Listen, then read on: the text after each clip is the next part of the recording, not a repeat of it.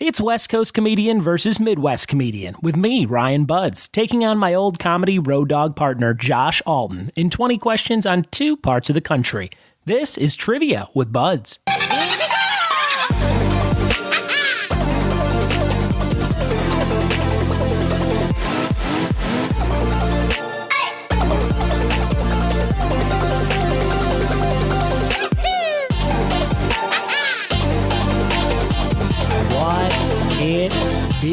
And welcome to another episode of the Trivia with Budds podcast. This is your host, Ryan Budds. I am everything you love about pop culture. I love movies. I love comic books. I love TV shows.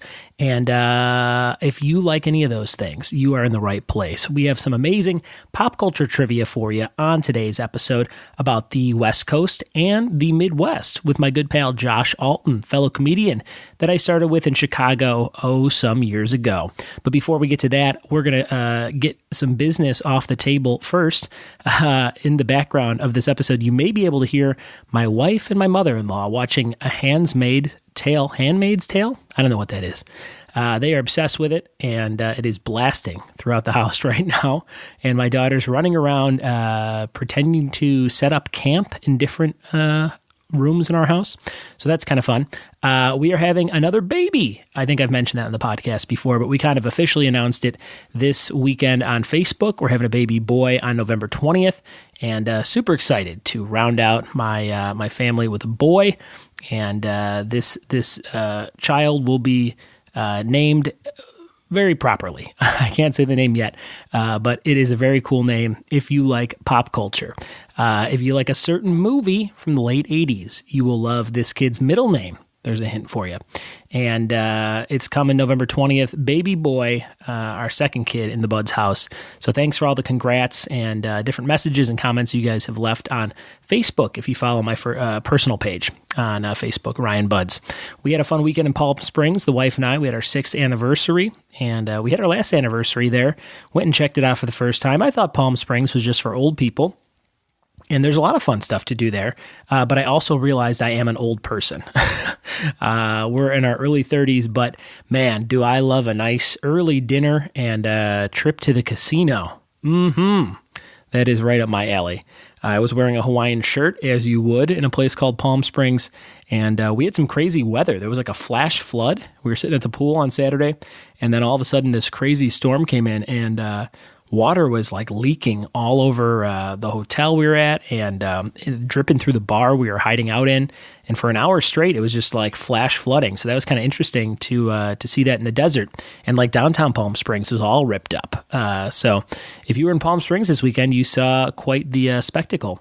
I won $23 playing blackjack, which I never do at the casino there.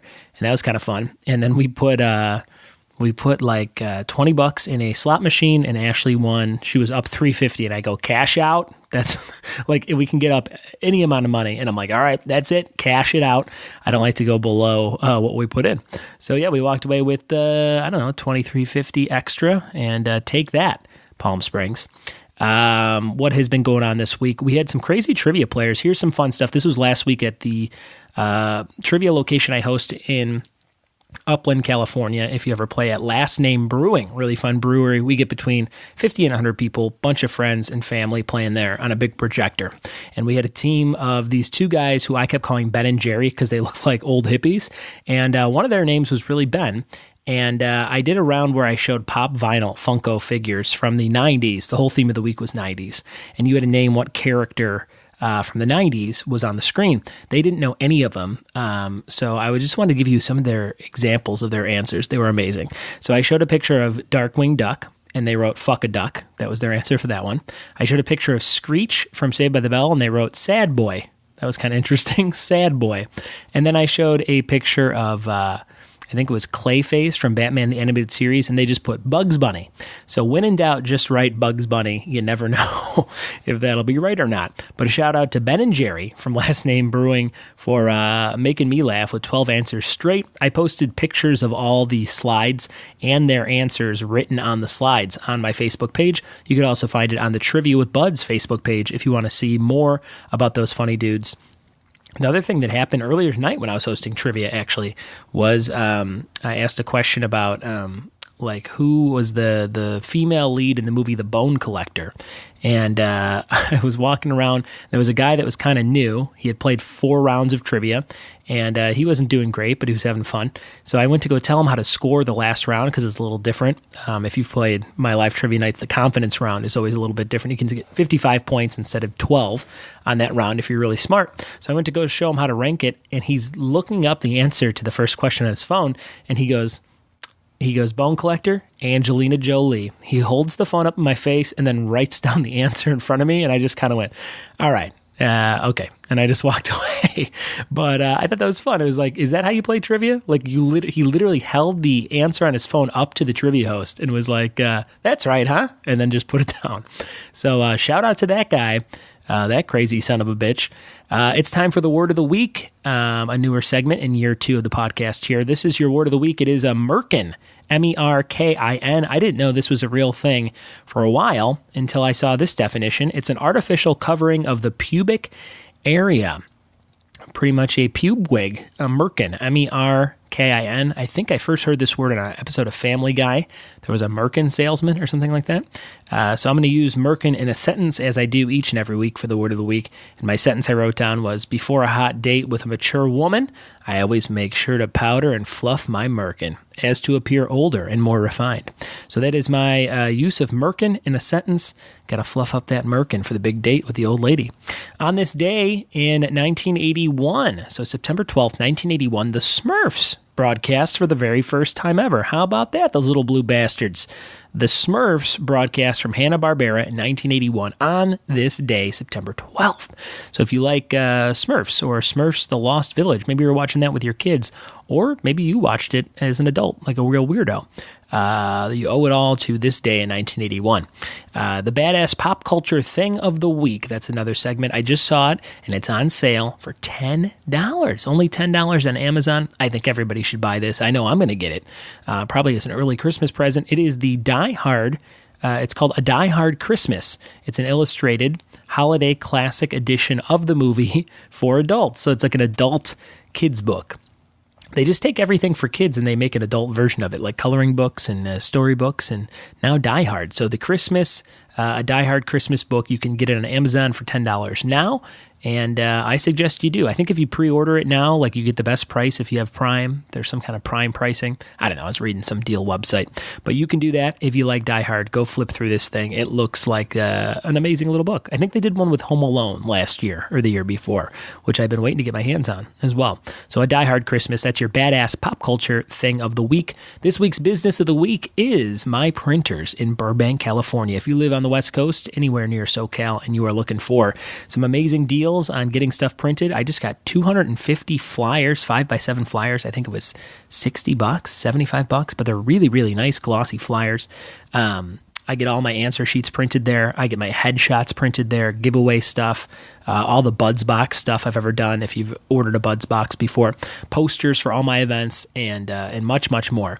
Everything's really cheap. A poster, like an 11x17 or 12x20 poster, glossy, $1. It's $1. You can't beat that. I went to another place. They said $16 for the exact same thing. And I'm like, you guys are just making shit up. Check out Color Images in Burbank, everybody. Color Images in Burbank. They are the best printers around. If you find them on Yelp, they have a deal where I think you get $50 worth of services for $20 or $30 or something like that. So check them out on Yelp. Color Images Burbank. If you need headshots or posters printed, they are the place for you. That's this week's business of the week.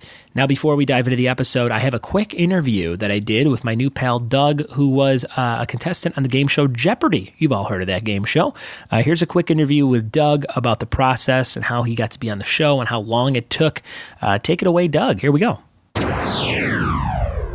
I'm here with my new friend Doug, who just played his first ever trivia with Buds Night at Lincoln Hops in Sunland, Tahunga, California. Doug, what did you think of my trivia? Oh, the insults were good. The trivia almost better. The insults are good. The trivia almost better. You're a tall guy. You're 6'6", and something interesting about you is you appeared on an episode of Jeopardy. Tell me about that. What was it like? Did you win the episode you were on?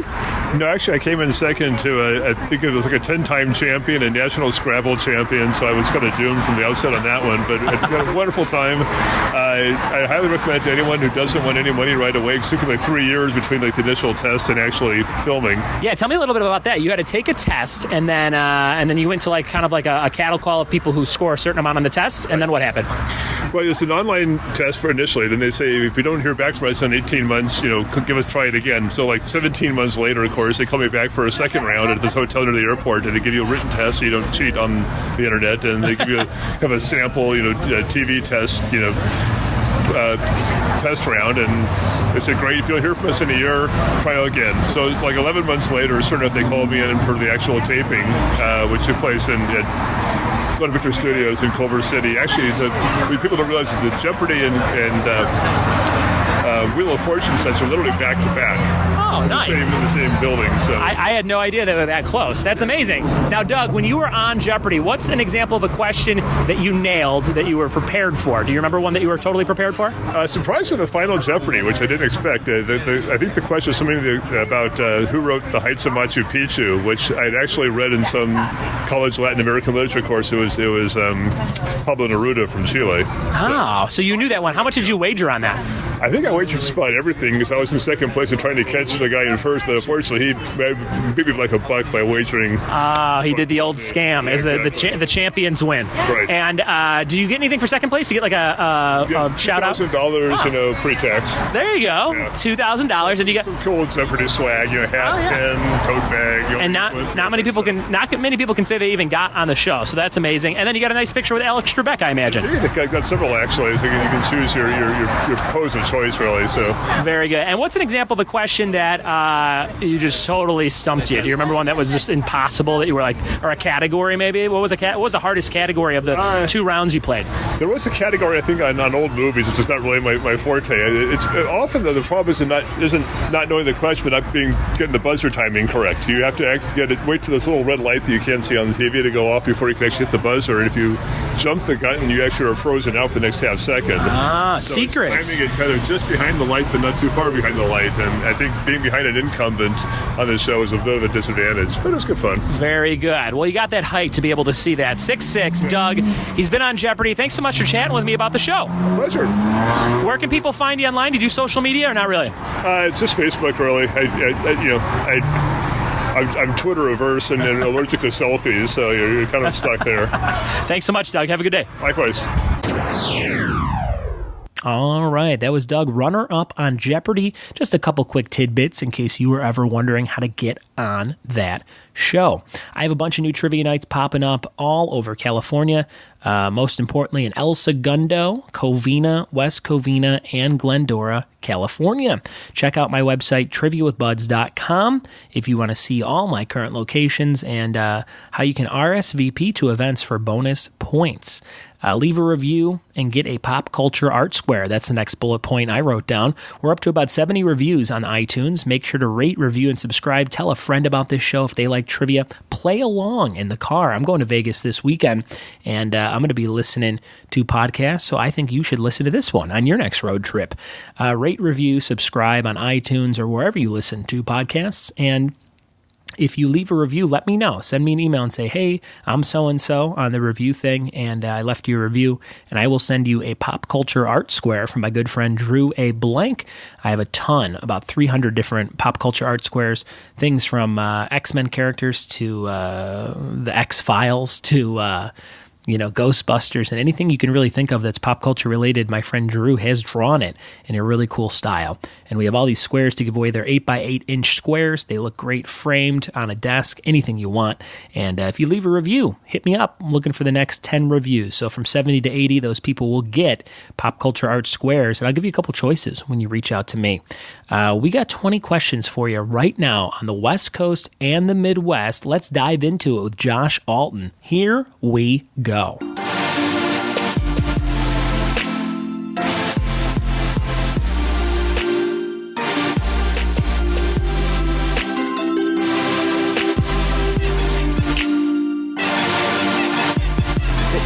in my house in beautiful Laverne, California. I'm on the phone with my good buddy, one of my oldest friends in comedy, one of my favorite buddies to travel with on the road and do stand-up in weird towns with fish fries at VFWs, Mr. Josh Alton. What's up, Josh?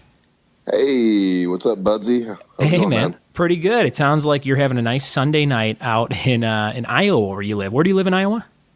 I live in Des Moines. I heard that's the capital. City. Yeah. There's a lot of action in Des Moines. That's what I heard. There is, yeah. I heard the next Breaking Bad type show is going to take place in Des Moines. It's about you, I don't know, what are you cooking up over there? The next big drug, whatever it is after meth. I don't know. I'm just putting together chemicals and trying shit out right now. There you go. You know? Josh, you and I have known each other. I think I met you featuring for you at the Barrel of Laughs Comedy Club. That's where we met. Holy cow. That sounds accurate, though. Maybe we did some shows before that, but I was your opener. You were headlining. That was probably 10 years ago because I started in 2006. So that's probably 07, 08 at the very latest. And so we've been right. We've been friends since then. We shared that they used to have that little marquee in the front when you walked in. It was like a little light bulb window, like an old vaudeville looking thing with just headshots thrown together. You had a headshot in there. You were probably 65 more pounds in that headshot, I'd say. Right? I mean, that headshot, that was a long time ago. So I remember I remember seeing your headshot and then looking at you and I'm like, hey, that doesn't even look like the same guy. And then I used to work out. Yeah. And my headshot, a friend had just taken in front of like a bookcase in my house, and I had like the grossest beard, and I was wearing like one of those tuxedo shirts. It was maybe the worst headshot. Right. It looked like I have seen that picture. It looked like I was going to go do like some sort of gay magic show at a kid's party. Yeah, you look really creepy. It was terrible, and I had that one. I was in the background were like my wife's Twilight books, like the hardcover. So it was like everything about the headshot was like, I don't think that's funny. It looks kind of sad. It's just like a weird picture. But that was what we were rocking with in that little marquee. And you and I kind of hit it off. We're similar in age. I think you're probably. I have my next oldest brother is 10 years older, so I don't think you're quite 10 years older than me. You're probably like 7 or 8 years older than me. Does that sound right?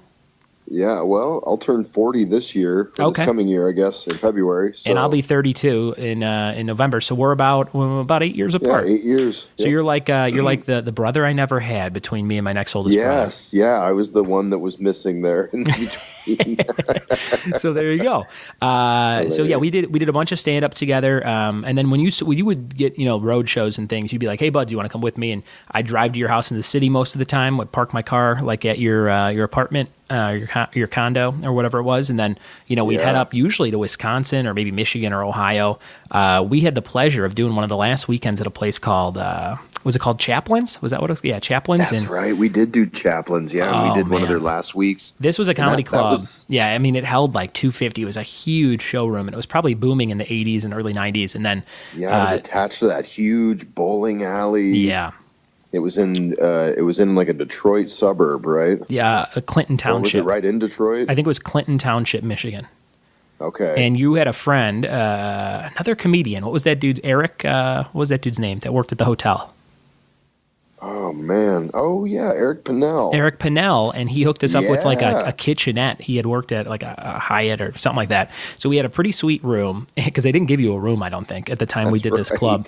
It was on its way out. I think the whole weekend we maybe had 75 people over 5 shows. I mean, we had like 6, 7, 8, 12 people a show. It was incredible. The very first show was 6 people. And we did it. And they were like, yeah. They're like, you're doing it. Full show. And it was like they didn't cut the time down or anything. They did the full show. And do you remember the owner heckling us on the way in? The owner heckling us, like look at these pansies, that kind of stuff. And then as soon as you were done with the show, they'd be like, hey, why don't you guys come back into this secret poker room we have and try and gamble away the money that we're barely paying you? Do you remember that? Yeah. So they'd be like, oh, you got like as a feature, I got what, I don't know, 50 or 75, probably $50 for those shows. I think I got like $250 or $300 for the weekend.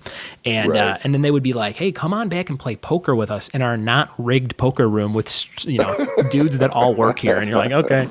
So that was just phenomenally crazy. And that place is what I remember is walking into that place and we rode there together, obviously, and you were still getting stuff out of the car. And I walked in with my T-shirt bag.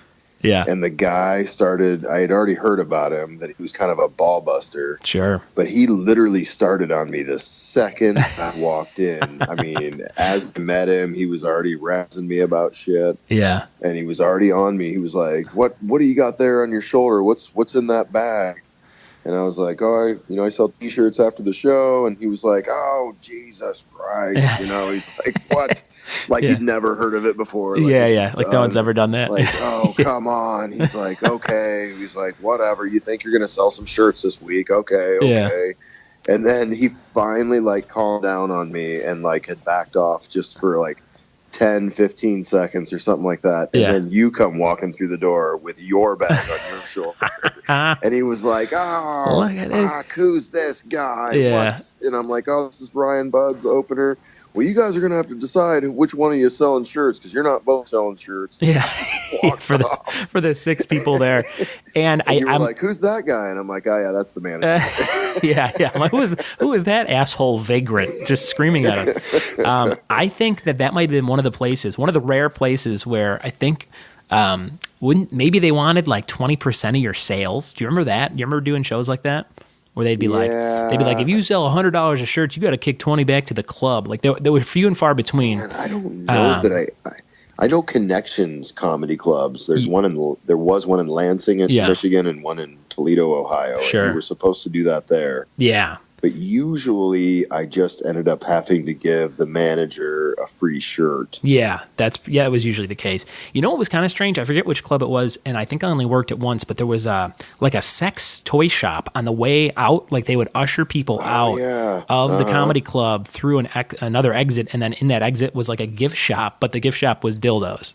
So it'd be like, hey, if you had a good time at the comedy show with the stand-up comedians, you probably want to get railed with this plastic toy on the way out. And you're like, wow, what is the connection between the sex toys and the comedy? But people would buy them, I guess. It worked.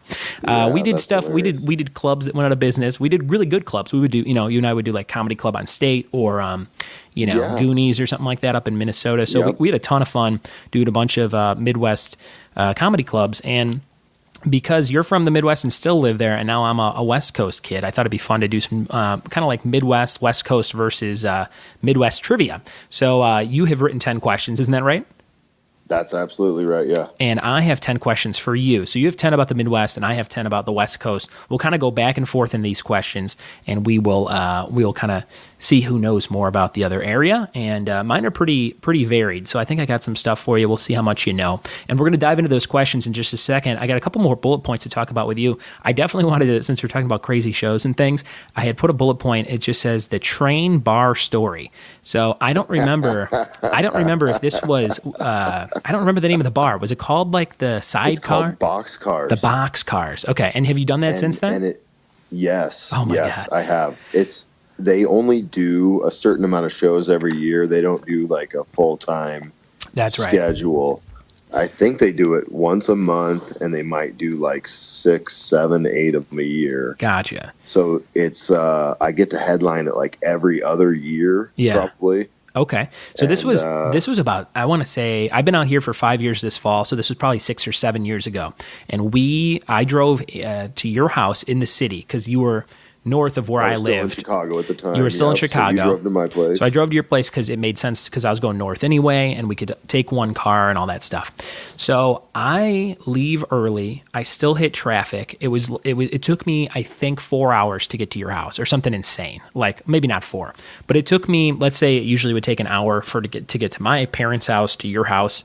It took me, let's say 2.5 hours, and I was going to get there and we're going to drive in one car. And then you go, oh man, you're like, we're cutting close to showtime. You're like, I got to get going.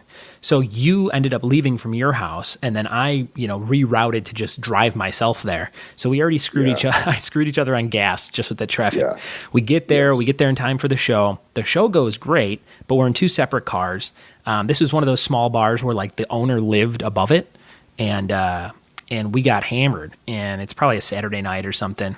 And I think this is when I was doing comedy full time because I didn't have a job or anything the next day. So maybe it was like a Thursday or Friday. I don't remember. But it was cold. I remember it was the winter. And maybe that's what the traffic was all about. It might have been some weather stuff. But we got there. We do the show. And we're drinking like crazy because a lot of these small town bar shows, they're like, they want you to kind of party with them, you know? They're like, hey, stay here, do shots. You guys were the entertainment, and we don't, we get a couple shows a year, so we like to, get the comedians drunk and all that shit. So we do that, and I'm like, there's no way I'm driving home because it's, probably a 3 or 4 hour drive. And you're like, I got to go home because you had one daughter at the time, I think, right? Because is Emma? Yes. Yeah. So you produced probably a baby, and you had to get going. So and I think you drank, right? You were drinking too. I think I had a couple few, but I know I took it easy. And I knew I didn't go crazy on shots or anything. And I was so pissed about that traffic earlier and how long it took to get there. I think I was just drinking everything in sight. So we do the show, it goes well, we party a little bit, and then the guy goes, there was no hotel or anything because it was close enough where he didn't need one. And he goes, hey, Buds, you could sleep in my back room. And I go, well, let me check it out. So I decide to stay there. I think I go, yeah, that sounds great. And I walk back there. It's like the storage closet for all the alcohol.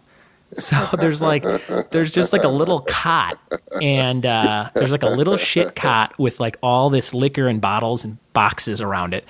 And he goes, yeah, feel free. And I'm like, well, I'm hammered. I guess I'll sleep there. So you take off and you head home, and I'll tell the first part of my story, and then you could tell yours. So here's what happens to me. I stay there till everybody leaves the bar at 2 and 3 in the morning, and I go and retire to my chamber, and I'm laying there. Now, the owner had kids. I think he had 2 boys that were probably like 8 and 10 or something, and you can hear them running around upstairs the whole night while we're doing the show and whatever. So eventually those kids pass out. It's the middle of the night. The owner of the bar and his girlfriend or his wife or whoever it was go upstairs, and their bed must have been right above mine. So they start going at it at 3 in the morning, and it's like boom, boom, boom. And I'm sitting there looking up like, what is going on up there? And I'm like, oh, they're having sex. And then the dust from the beams in the ceiling starts falling on me. And I'm like, this is fucked. I'm like, these people, the owner is nailing his girlfriend above me. I'm surrounded by booze. I think my phone was dead. There was all kinds of errors in my night. And so I wake up as soon as I think I woke up at like 6 in the morning. I slept for 3 hours and I just got the hell out of there. So now fast forward to the same night. What happened to you that night? Okay, so again, I had a couple beers during the show, but I hung out a little bit afterwards and then decided to take off. Yeah. And I think I remember hanging out for like, maybe an hour or 2 after the show. Like, I think I hung out for a while, and because we had a lot of fun. I remember that. Oh, yeah. It was a great show, and we were hanging out afterwards. And but I finally decided to get going, and it was probably like only a 2 to 2.5 hour drive to my place. Yeah. Right? Without the traffic. Yeah. And I remember I got on the road and I got on 90 heading towards Chicago, and I just got so tired. I was just so dead tired, and that never happened to me back in those days. Sure. Yeah. But it was to the point where I was so heavy-eyed I couldn't take it anymore, and there just wasn't any rest areas to stop at that I could find. Yeah. I wasn't close enough. If I was closer, I would have just plowed through and drove home, but I was still a good hour and a half away from home or so. Yeah. And finally I find this exit where there's a hotel. It was a Best Western, wasn't it? Wasn't it a Best Western? I think so, yeah, I think so. And I pulled off. It was pretty random. It was like the only thing really there. And I just pulled off and parked in this hotel parking lot, and I was just going to crash in my car for a little bit and then wake up and continue driving. Yeah. But then it was like it must not, I don't think you said wintertime, but I don't think it was wintertime because I remember being too hot in my car, but not wanting to put the windows down. Oh, really? Or something like that. I thought you put the heater on and that's what killed. Maybe I needed the heat. Maybe that's what it was. Yeah, I think it was cold because I think I remember you had to crank the heat and then that led to what? Maybe that's what it was. I needed the heat. Yeah. And I finally turned it on, but I didn't turn my car all the way on. I just wanted to warm up and then shut it back off and go back to sleep. Yeah. And I just fell asleep with my car like in the on position, but not turned on. Yeah. Not running. Sure. So then I woke up at like 6 in the morning Freezing. About the time you're getting up. I think I remember you're like, I was freezing. You go to start the car. Freezing cold. My car is completely dead. Of course, I have just, worn the battery all the way down to nothing. Yeah. And the hotel was packed, man. There was I found a parking spot. Yeah. And but I had cars on both sides of me, and the front of my car was facing out to like this cornfield. Yeah. And so it's 6 a.m. I'm like, what am I gonna do? Like, this is horrible. So I just went ahead and went inside the hotel as if I was a guest and helped myself to some continental breakfast. Oh my God. That's the best. I ate some breakfast and I hung out and I warmed up a little bit and had some coffee. And then I was kind of just scouting potential people that could maybe give me a jump and get me on my way. So after a little bit, these two guys who were some sort of laborers, you could tell, heading out early to work, and I sort of followed them out the front door, and I was like, hey, could you guys possibly give me a jump? I'm just around the corner. And they're like, yeah. So they had to get in the grass, though. They had to back in. Well, man, that was the thing. There was not even a way to go in front of my car. There was no way to do it. And so I went to put it in neutral and back it up, but it was just like locked up. It wouldn't let me back up either. Oh, shit. Wouldn't let us push the car back. So they're like, we don't know what to tell you, buddy. We got to get going here pretty soon. Get to work. We want to help you out. But I'm like, all right. I go, do you guys have a set of jumper cables? Guy's like, yeah, I got some.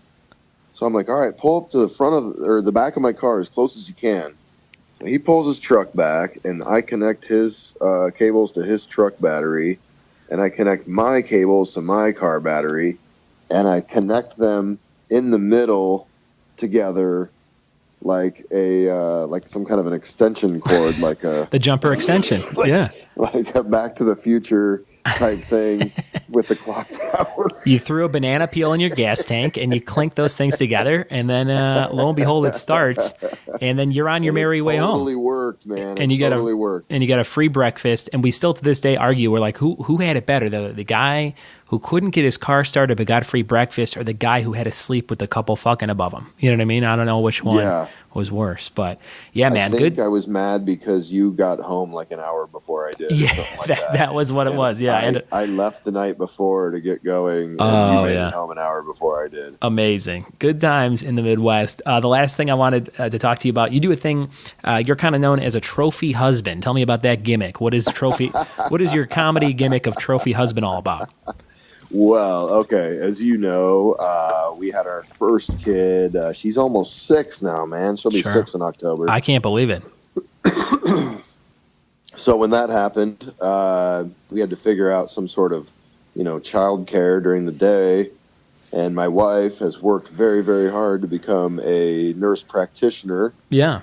And so she's gone to school for like 8 years to, do that, and worked her butt off, and that's always been her dream. And meanwhile, I'm a stand-up comedian working the road mostly on weekends. Yeah. So I'm like, I'll stay at home with the kid. Yeah. She's like, are you sure? And I'm like, well, it'd be better than paying for daycare all day. Yeah. So I'm sort of a stay-at-home dad, but since my wife is like almost a doctor, I say that I'm not a stay-at-home dad. I'm a trophy husband. Perfect. And then you still get to do comedy on the weekends and here, and absolutely, just not maybe as full time as it was before, but you're still doing it quite a bit. Yeah, before I was more willing to take somebody's like, hey, I got this 3-night comedy club in South Carolina that you should do, and I'm like, I'll go do that. Yeah. Now I'll be turning that kind of stuff down probably. I gotcha. Sticking around. I always tell people I'd sort of like to do like a 12-hour radius. Yeah, that's something I can drive within one day. That's a good plan, man. I need to start doing some more. I want to do some more middle of nowhere desert comedy shows. When I first moved out here and I was a little bit more hungry for like, I don't know what I'm going to do as a career. Like I would just drive anywhere to do some shit show and like literally like a Breaking Bad type scenario where I'm like, what's going to happen at this place? And I used to kind of do it a bunch, and then you kind of go, I don't know if I need to do that as much anymore. And then I started doing the trivia nights, around LA, and I do those so much that it's like, I really only see my family on the weekend for the most part. So I don't really want to be traveling too much, but there are, one a month or one every other month. If I could do some kind of road gig where I'm just stretching my chops a little bit, it would just be fun to relive those memories. I actually just set up a trivia / comedy show at a VFW hall in Azusa, California, which is just 2 towns over from where I live. And I'm like really looking forward to it because it's that blue collar, veteran crowd, and they're just a little bit more fun to deal with than like a Hollywood crowd, Okay. Right on. But yeah, you, speaking of trivia, I helped you set up a few trivia nights, or maybe 1 or 2. I think I helped you maybe set up the first one, and you've done a bunch since then under the name Trophy Husband Trivia. So tell me about that. Yeah, so right now I'm doing a place called Soli's. It's Soli's Irish Pub, and I do it the first Wednesday of every month here in Des Moines. There you go. They actually just built a new location. Yeah. So we did the first one at the new location last month. And very cool. It's a nice place. It's a lot of fun. We have a lot of regulars, and I give away a lot of stupid things for prizes. So that's my favorite. One of my favorite parts of doing it is finding the pop culture prizes and going like seeing something like a dollar store and going like, that could be, if I just added a sticker to that would be a friggin' sweet throwback prize or whatever it is. I've been doing a cool thing. I got here's a nice little hack for you for some prizes. Amazon Photo had a thing where it was like 50 free prints, 4x6 prints of your pictures to try out our service. So you didn't even have to pay for shipping. It was totally free. So I found movie posters that I really liked online and sized them down to 4x6 inches. And then I uploaded those 50 movie posters, sent them to Amazon. Amazon sent me the 4x6 movie poster, basically. And then I went out and bought $1 4x6 frames. So they really the prizes each cost me $1. And then you get a really cool movie poster. And some of them are really, like, the artwork is amazing on them and stuff like that. And, that's awesome. Yeah, so it's like a little hack just to kind of give away something cool, pop culture related that people are digging for movies they love. So there you go. You could try that out. Trophy Husband Trivia, is there a website for it, or can people just find it on Facebook? There's not a website for it. I'm not quite as organized as you are on that, but we're getting there. Yeah, there you go. And Josh Alton Comedy, is that your website? Josh Alton Comedy? Yep, JoshAltonComedy.com. Yep. Check that out. You can find all. I got the Trophy Husband blog. There you go. Do that once in a while. Yeah, a lot of fun stories in there about raising. You have 2 daughters now, so lots of fun stuff there. And we're going to dive into this trivia right now. We're going to go back and forth. I'll kick it off with some West Coast trivia. So I'm going to ask you the first question. Let's see what you know, and then we'll go to your Midwest trivia. We'll go back and forth. Perfect. This is our big buds battle on the podcast. So here we go. This is question number 1 from me to you, West Coast trivia. In, what did I write down here? In what California town does the Big Bang Theory take place? Do you watch Big Bang Theory? I'm not a regular watcher, but I have caught the show, I would say, at least 20 times. You know what I mean? I've caught episodes. So do you recall the setting of this show? Oh, man. I'm going to have to think about it. Now, is it a multiple choice, or I just got to come up with it? You got to come up with it. I'll give you some hints, though. I live in Laverne, California. I'm about 15 minutes from this town. And it is also home of the Rose Bowl. Oh, Pasadena, California is correct. There's 1 point for Josh on the board.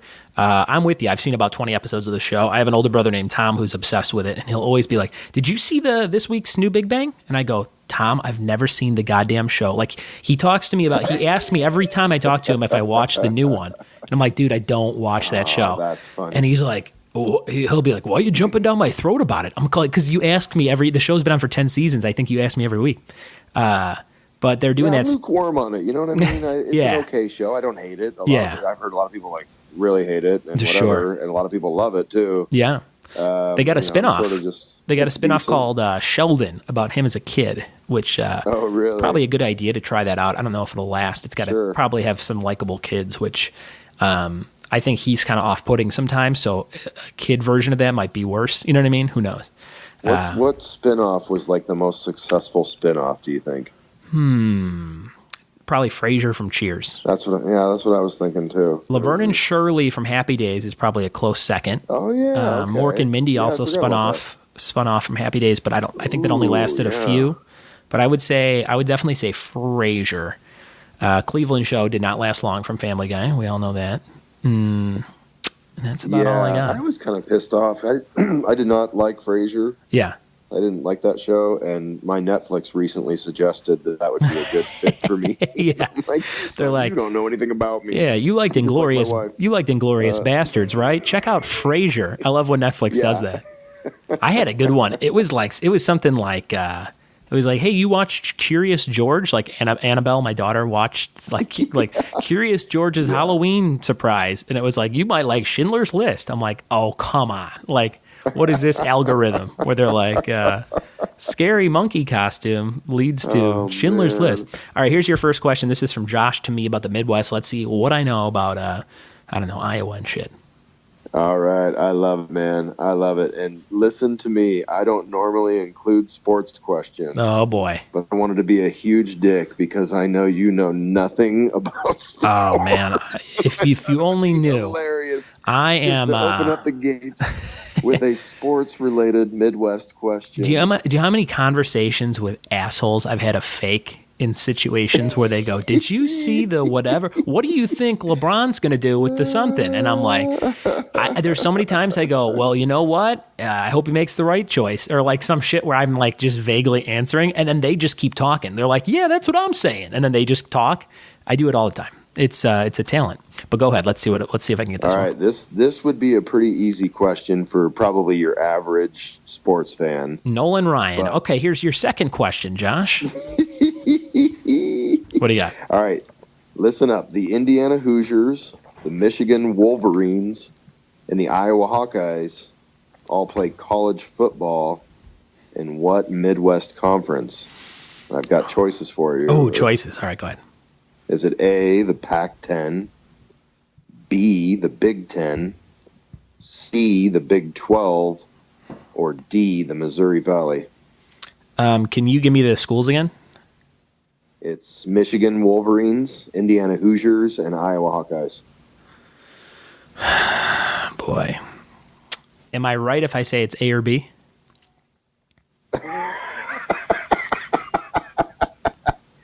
Yes. Okay. I'm going to say it's the Big Ten. It is the Big Ten. Yeah, of course it is, Josh. It is the Big Ten. You know why? Because I know it. Big, famous football conference in the Midwest. This was made up of Midwest schools. This was not my one of my questions. It has nothing to do with the West Coast, really. But just to be a dick, to back to you, what are known as WWE's Big Four pay-per-views every year? If you can name two of them, I'll say you're a true gentleman. WrestleMania. Yeah. Huh? Yes, that's right. Yes. That's the biggest one, yeah. And then there's three other ones. Slam. Yeah, that is another one. Good job. Do you know the other two? Royal Rumble. Oh, shit. 3 for 3. Fourth one's probably the tougher one. Oh, you're about to say it. Sausage Fest.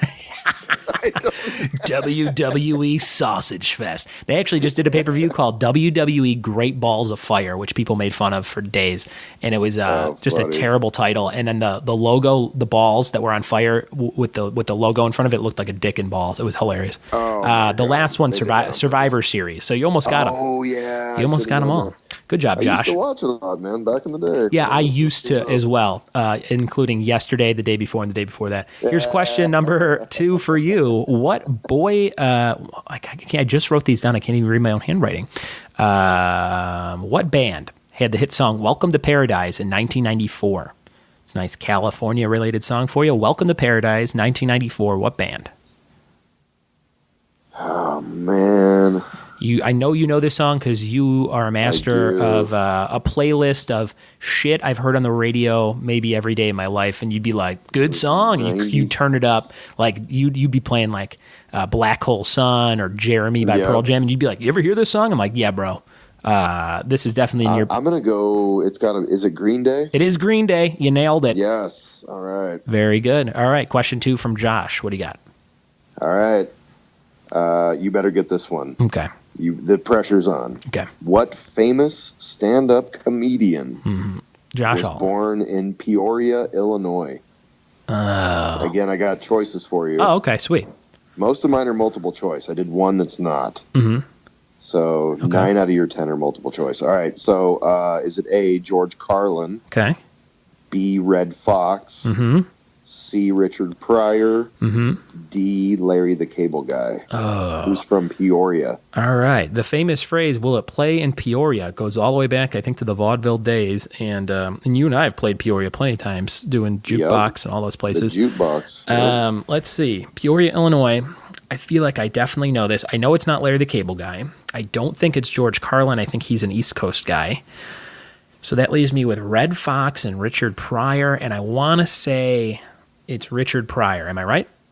It's Richard Pryor. Yep. There's nice. a statue of him there even. Oh, shit. Very good. I have to check that out at some point. Statue.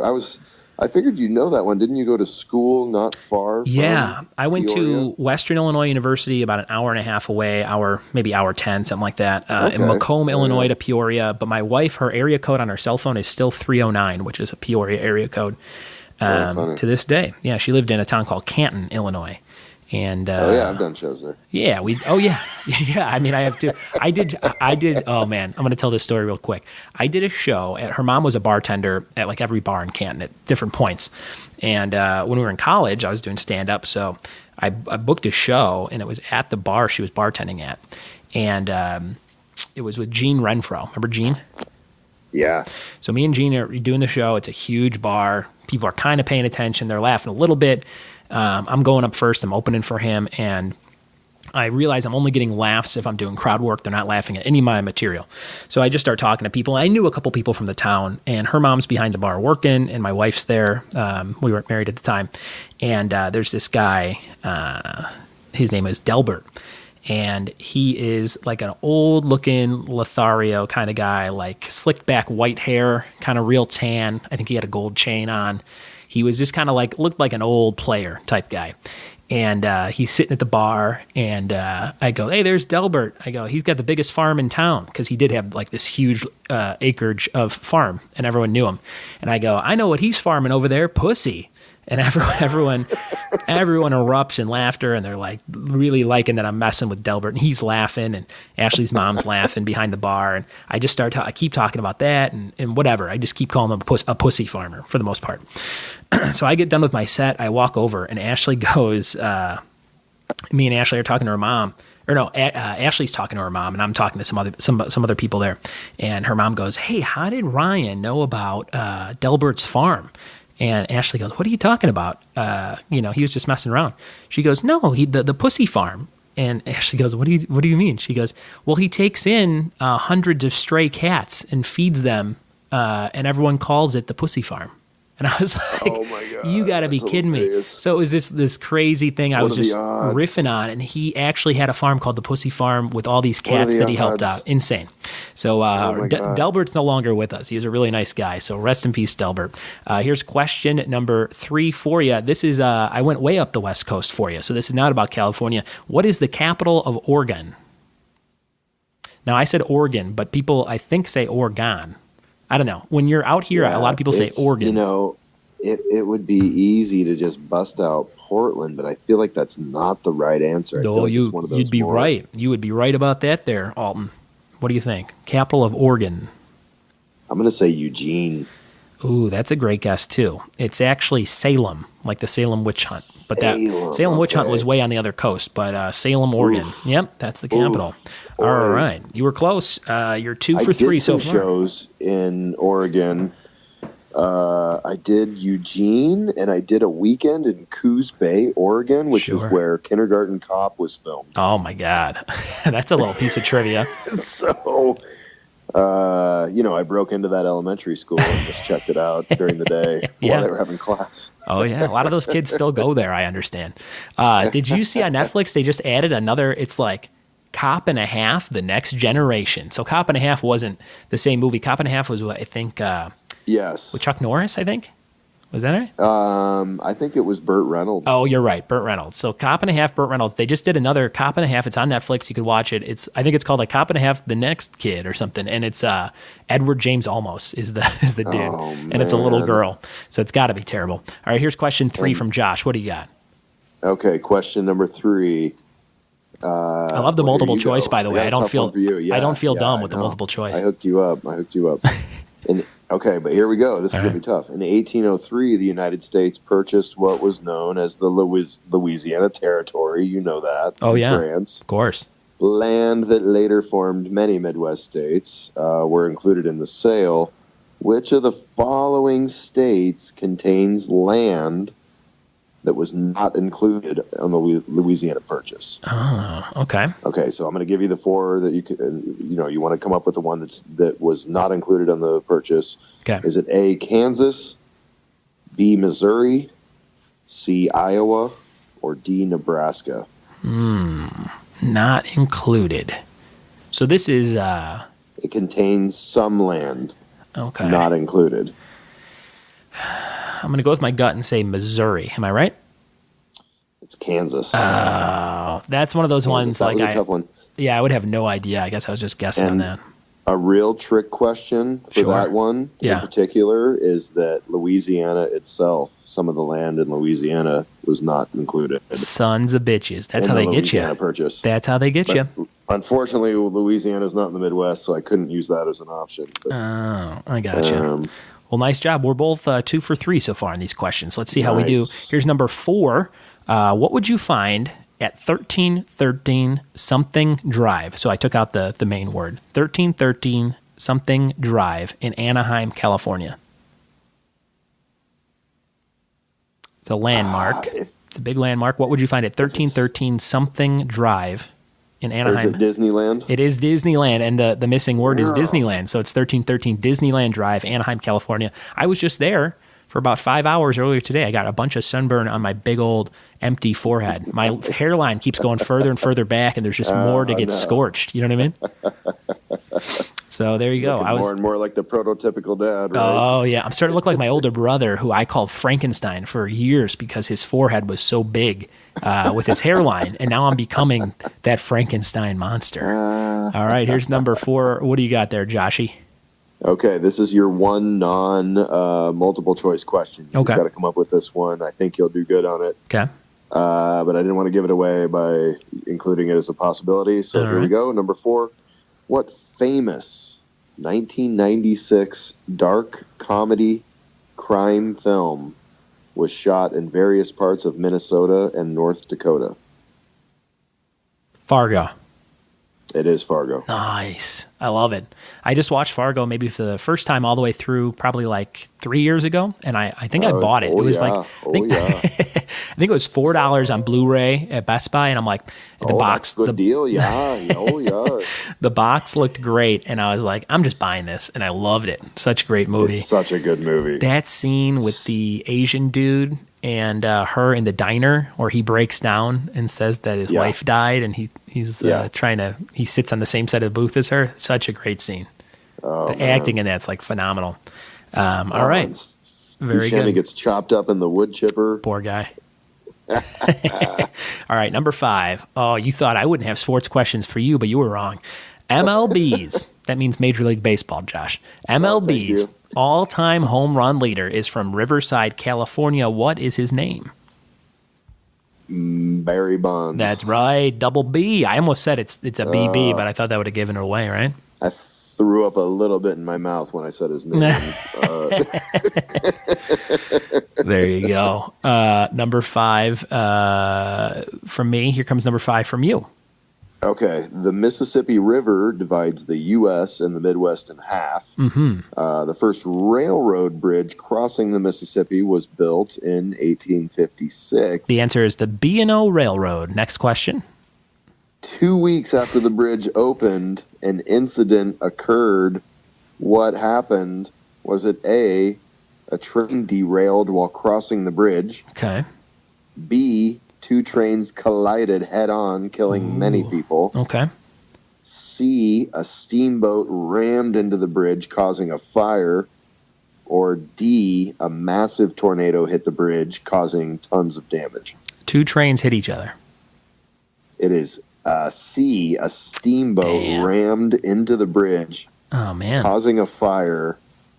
And when I remember reading up more on this, Abraham Lincoln was somehow involved in the court case that ensued. Well, he used to be he was a big time vampire hunter, according to a film I saw not too long ago. So he was probably, I'm sure that had something to do with it. I'm sure he was staking. That is a terrible movie, by the way. Have you seen that movie? I've never seen it, no. There is actually a scene towards the end. Ruin that concept. Yeah. I think the climax of it is he's running, or there's a big chase or something on train tracks, like elevated, really high up train tracks, and the train's falling apart and it's on fire. And, oh, man. It's a kind of a garbage movie to watch, but maybe fun if you're stoned out of your mind. All right, here's question number 6 from me to you. This is about a movie. Let's see if you know this one. What movie that takes place in a California suburb used the tagline, awesome, totally awesome? So the tagline on the movie poster, it has the title, it has the picture, and then at the bottom or the top, it usually has the tagline. And this one said, awesome, totally awesome. What movie do you think that was? Awesome, totally awesome. Takes place in a California suburb. Awesome, totally awesome. Man, can I get an idea of when this movie came out? Early 80s. Ooh, okay. Early 80s movie. That totally throws off what I was going to go after. What were you going to say? Well, I was thinking that one movie, Orange County. Oh, yeah, okay. That's a good guess. More recent. Actually, that movie might be almost 20 years old, which is really weird. And then another movie I was thinking of, which still might be too new, is Bill and Ted's Excellent Adventure. You're on the right track. That one would say excellent, though. Yeah. Say awesome. Yeah, you're about right there. There's a I live Laverne, California, where I live is next to San Dimas, California, which is I think the line from Bill and Ted, San Dimas High School football rules. That's literally like a stone's throw from my house. And oh man, awesome, totally awesome. Awesome, totally awesome. I'm going to go with Back to School with Rodney. That's a great movie. The one I was looking for was Fast Times at Ridgemount High. Oh, yeah. Great movie. Yes, that is a great movie. Yeah. Now, I don't even know. I didn't even look that up. Does that take place in a California suburb now that I'm talking about it? Maybe it doesn't. That's a California movie, right? Oh, goodness. It's got to be. I think so. Yeah, with the Valley guy type character with Sean Penn, that's got to be California. All right, that was number 6 from me to you. I think we are both, maybe 3 for 5 right now. So what do you got number 6 on your end? All right, here we go. Which was the first major U.S. city to elect a black mayor whose name was Carl B. Stokes? Was it? Okay, go ahead. First black mayor, Carl B. Stokes. Was it A, Columbus, B, Cleveland, C, Youngstown, or D, Cincinnati? Obviously, it happened in Ohio. Those are all Ohio cities. Well, Josh, you know this. Fred Durst and I have something in common. In Cincinnati, the girls call us Daddy. That's the first thing. So I'm putting that out there. Cincinnati, the girls call me Daddy. Nice. And then Cleveland rocks, according to my friend Drew Carey. So I think it's going to be one of those. I'm going to say Cleveland. It is Cleveland. Nice. Cleveland rocks. That's how I knew, because of that slogan alone. Well done with that question. There you go. Done. All right, here we go. Question number 7. Who plays at a stadium called Safeco? I guess it's not the Safeco Stadium, but this would be a West Coast state stadium, so it's not on the coast. That would be a stadium that I have been to. Oh. That is the Seattle Mariners. Nice job. You know what I know about the Seattle Mariners? Literally the only thing? What's that? Ken Griffey Jr., right? He played for them? Ken Griffey Jr., absolutely. He's probably their best player ever. If you asked me to say one other thing in the history of baseball, that's all I got. And so when I was there, I was with Kim. She had flown in when I was on the West Coast trip that I talked about, when I was in Coos Bay, Oregon, and all that. Was that a tribble run, as they say? It was a tribble run, A notorious booker where they put you in all these really random small towns up in the Pacific Northwest for not very much money. Like 4 weeks in a row. Damn. On the road. Yeah, they would tell you you would hear comedians that did these Tribble runs in in Illinois and be like, you got to do it. It doesn't pay that much, but it's like an experience, and you're driving and you get to see this whole part of the country that a lot of people don't get to see in a few weeks. So I never actually did one, but I know that you did several. Yeah, I did a couple of times, and it was a grinder. Yeah. It was a comedy boot camp. Yeah. If you can get laughs in those rooms, you're on your way, man. You'll be all right. There you go. Very good. Seattle Mariners, that was question 7. What do you got for me? We got a couple questions left here. Right, question 7. Mm-hmm.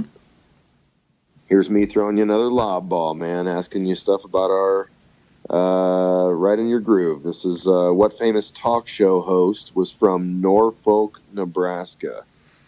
Is it David Letterman, A, B, Merv Griffin, C, Johnny Carson, or D, Arsenio Hall? Johnny Carson. It was Johnny Carson. Yep. Yeah. There's a comedy festival there, right? The Great American Comedy Festival? Oh, yeah, there is. Yep. Didn't you do it one time? I never did it, no. I think Pat McGann's done it a bunch from Chicago. I'm pretty sure. Palisak, I'm sure, has done it too. Mike Palisak. Shout out to those guys. Yep. Question number 8. Before the Hollywood sign said Hollywood, what did it say on the sign? Do you know this one? I think I do. Okay. I believe it said Hollyweed, man. No. It did earlier this year, I think it was. Yeah. Hollyweed. I think it was Hollywood Land, right? That's right. Hollywood Land, which is also a Ben Affleck movie. Hollywood Land. He played He played the dude who played George something or other, who played Superman back in the day. I think they whip in the Black Dahlia murders to that story. There's a bunch of stuff that kind of happened around that time period going on in that movie. I remember it being not that bad, but not that great. Hollywood Land, check that out. Here's question 8 from you. What do you got? According to the 2010 U.S. Census, what is the second largest city in the Midwest after, of course, Chicago? Is it Indianapolis, Columbus, Detroit, or Milwaukee? Indianapolis. It is Indianapolis. I feel like I asked that question at a trivia night sometime in the last couple years. I'm surprised you knew that so easily, because when I looked at the numbers, I was shocked that I would have thought maybe like Detroit, or maybe not anymore with Detroit with everybody moving out, but sure, maybe Milwaukee or something. But what's crazy is Chicago has almost 3 million people. Yeah, and Indianapolis has 800,000. That's the next. Holy shit! Really? It's that big of a difference. There you go. Well, that's funny you asked about population, because I got a population question for you. Number 9. What is the approximate population of California? This is my multiple choice for you. Is it A, 25 million, B, 40 million, or C, 84 million? So A, 25, B, 40, or C, 84. The total population of California. Wow.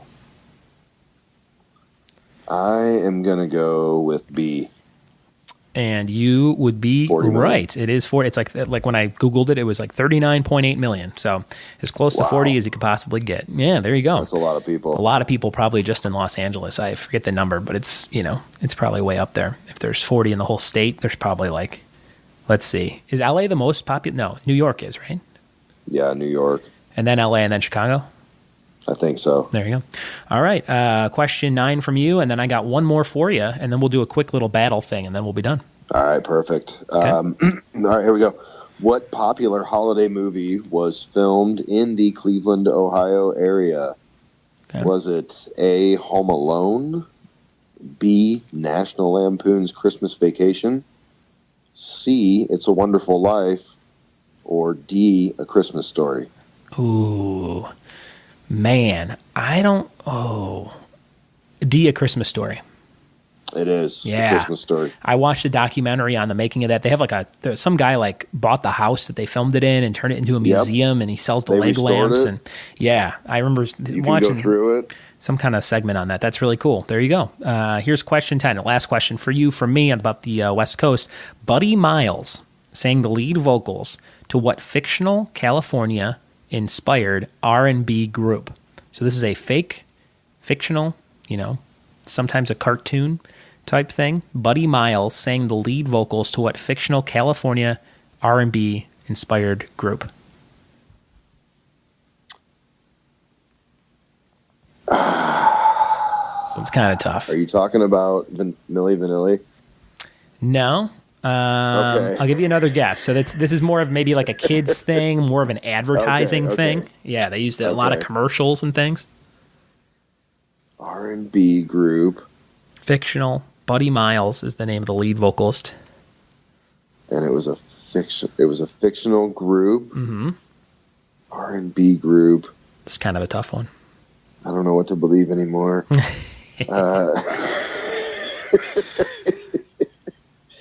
Is this going to be like when my dad told me wrestling was fake? Oh, shame on your dad. That's not true. It's fake? People tell me that all, like when I tell people I watch wrestling, they go, you know it's fake, right? And I'm going to go, no, get out of here. The answer I was like 11 or 12, and I actually pressed my dad really hard about it. Oh, yeah? I'm like, are they beating the shit out of each other or not, Dad? I need to know. You're like, I have money riding on this. Entertainment. He just kept telling me it's for entertainment. Oh, that's great. Enjoy it. And I'm like, I need to know. You had thousands of dollars on these matches. All right. The answer was it was the California Raisins. Remember them? Oh, man. California Raisins. I would have ever gotten that. But that's a tough one. That's a good question. That's a tough one. All right. Last question from you, number 10. What do you got? Okay. I don't know if you ever heard of this before, but there is the biggest trivia contest in the country is called the Great Midwest Trivia Contest. Okay.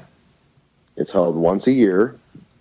It's usually the last weekend of January. They hold this big trivia contest, and it takes approximately 50 hours to complete the entire quiz. Holy cow. 50 hours. So That's it's insane. like the whole weekend to do the thing. Yeah. And it's broadcast on the local college radio station. Okay. For people to listen to. So it's kind of a big deal. And I want to know what city it takes place in. Okay. Your choices are A, Madison, Wisconsin, B, Appleton, Wisconsin, C, Champaign, Illinois, okay, or D, Carbondale, Illinois. Oh man, what a bunch of crazy ass choices. That's crazy. So Carbondale, Southern Illinois University. I feel like I would have heard about that.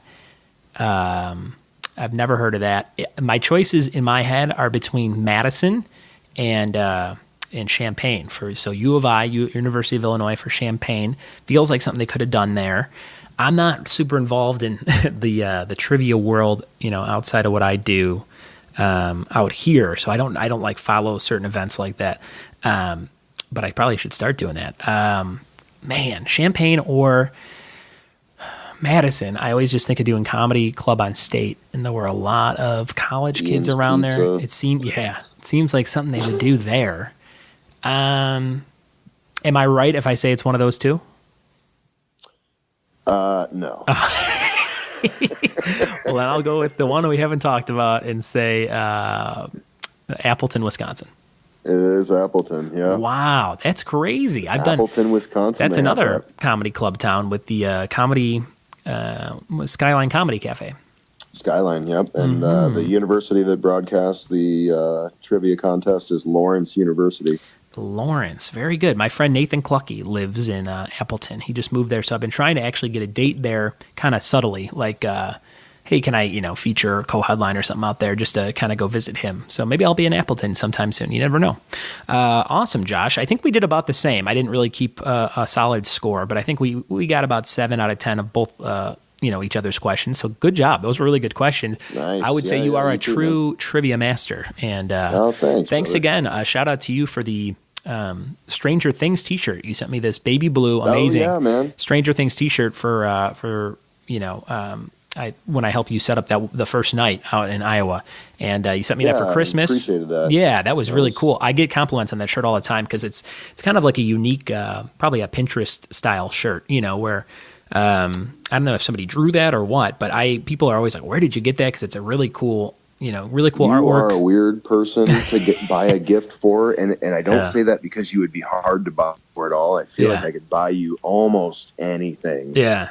The problem is, I think you have about 3/4 of everything already. That was my first Stranger Things shirt. My luck, I would buy you an action figure, and you'd be like, I got a few of that one already. I'll just throw that in the corner. It would be like in the movie Teen Wolf when they work so hard to buy that keg of beer. Yeah. And then they get to the party, and he's like, put it over there with the other one. And there's like 20 kegs already.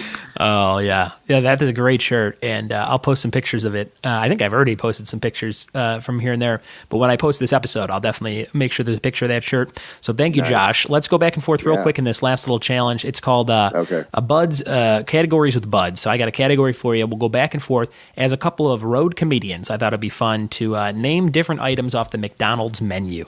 So we'll go back and forth. It could be stuff that has existed in the past or currently. I have not been to a McDonald's in almost 4 years. I got real bad food poisoning early in the day before a wedding. So it was brutal. I have started going again a little bit because Emma has decided that it's her favorite restaurant. Sure. And so we took her there just a couple times on just as like a special treat. And now it's whenever she gets to pick, it's like, we're going to fucking McDonald's, dude.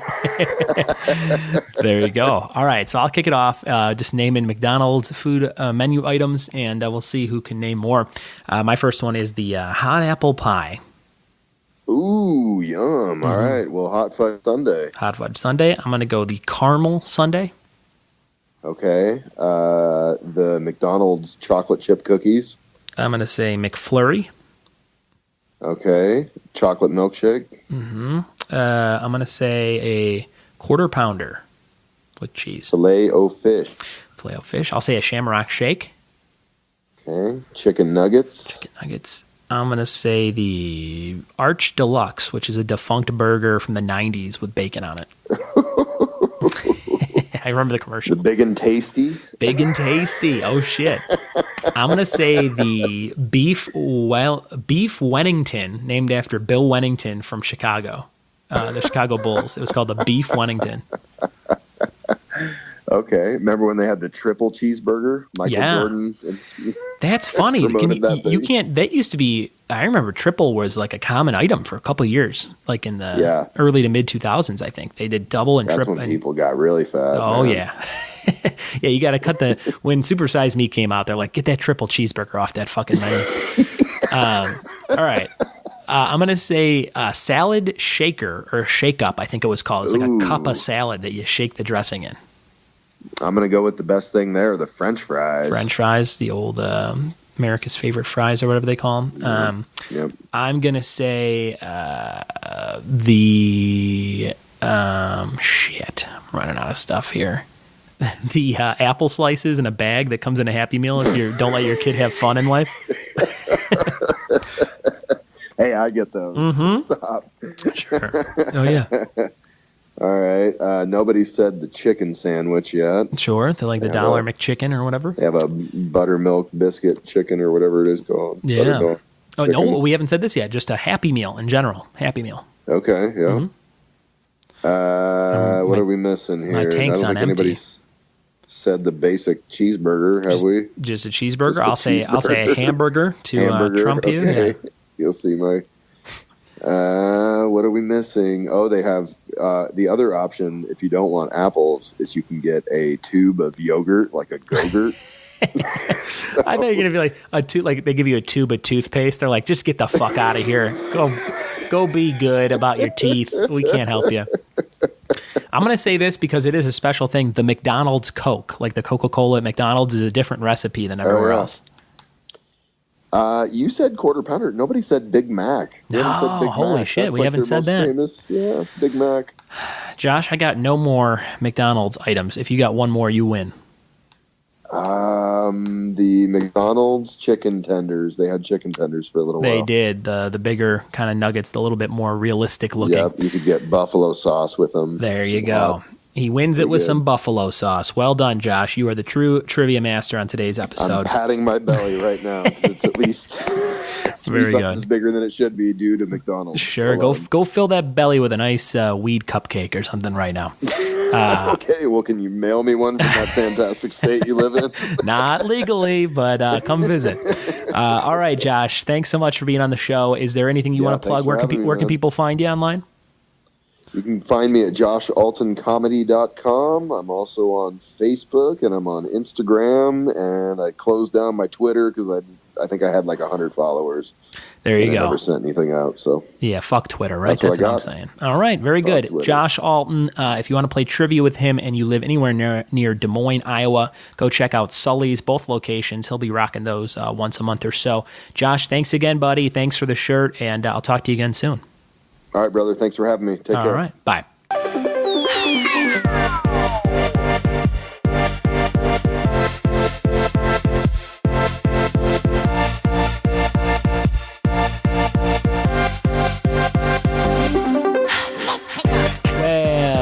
Was a super fun Skype battle with my buddy Josh Alton. Check him out if you're in the Des Moines area.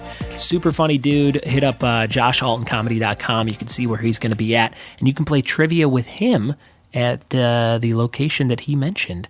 And check it out again at joshaltoncomedy.com. Thanks, Josh, for doing the show. One of my oldest pals and funnest guys to travel with on the road, doing stand-up all over the Midwest. Everyone's talking about It, the movie. I have not seen it yet. I don't know if I can handle it in theaters.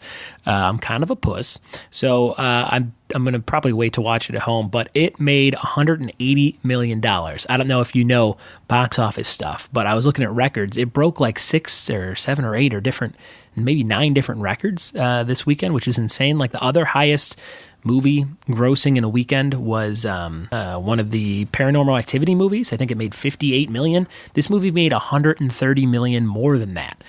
So it is a very big deal, and clowns are everywhere, which brings me to my next point. I wrote a clown movie with my friend Steve Nelson, my oldest friend in the world, and it is called 13 Clowns. It's about a traveling circus of clown spirits that come back every 13 years to a different town, as a traveling circus does, and they steal the souls of 13 children to keep kind of this evil curse up. So if you want to read something like that, I would love for you to check it out. I'm looking for people that like movies, people that like horror movies, clown movies. If you loved It, I think you will dig it. It's got that Stranger Things Kid Squad kind of a feel to it. And again, it's called 13 Clowns, and I will send you the first 10 pages in an email. That's not a big commitment, right? It's a 104-page script, and I just want you to read the first 10. Tell me what you think. So hit me up at ryanbudds@gmail.com, and I will send you those pages in a PDF, and you can read along. Rate, review, and subscribe to this podcast. Tell a friend about it if you like today's episode. Go back. This is episode 60. There's 59 other episodes just waiting for you to click the download button. Special thanks to this listener. His name is Kyle Bonin, Bonnin. He sent me a really nice message on Instagram, in a direct message. He said, "Hey, Ryan, just wanted to thank you for the entertaining podcast. I found it on the podcast app and have been listening ever since episode 14. I binged the back catalog in a single shift at work." Wow, nice job, Kyle. That's commitment. Trivia with Buds is one of my favorite, one of the 3 trivia podcasts I listen to. The other one, Trivial Warfare, and Something Birds are the other 2. But I watch a YouTube trivia contest called the Schmodown, and I thought you would love it. It's a competition. It's a combination of trivia and pro wrestling. So Kyle, thank you for that message. I have checked out the Schmodown before, and it is such a fun show to watch. I would love to meet those guys and somehow be on that show. My good friend Jay Washington, who's been on our show before, is a regular over there. And next time he's there taping on a Friday night, I'm going to definitely go watch and support him and kind of see how the whole thing works. Maybe meet some people, and maybe you'll see me on the Schmodown one day.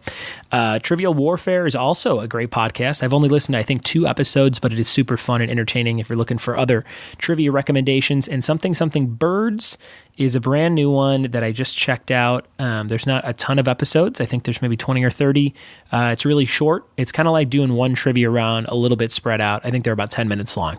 So check out those if you're looking for some trivia podcasts. Also, Pod Quiz is another one that I love with my friend James across the pond. So thanks again, Kyle. Kyle, watch your mail. I've got a package of cool stuff coming your way, and you'll get that. Anytime you interact with me, I'll send you something free. That's what I like. I like to hear from the listeners, hear from the fans, hear from the people that maybe don't like the show and how I can make it better. So just reach out to me any way you can. You can find me on social media, ryanbudds on everything, triviawithbuds.com. Hit the contact form. If you got a party coming up, send me a message. I'm doing one in Encino very soon for a summer, end of summer party. And I just had that amazing one that you can read the Yelp review for Tracy's 30th birthday in Long Beach. You can see a bunch of pictures and fun stuff on Yelp. That's it for this week. Thank you so much for listening to the Trivia with Buds podcast, and we'll see you next time for more Trivia with Buds. Bye-bye.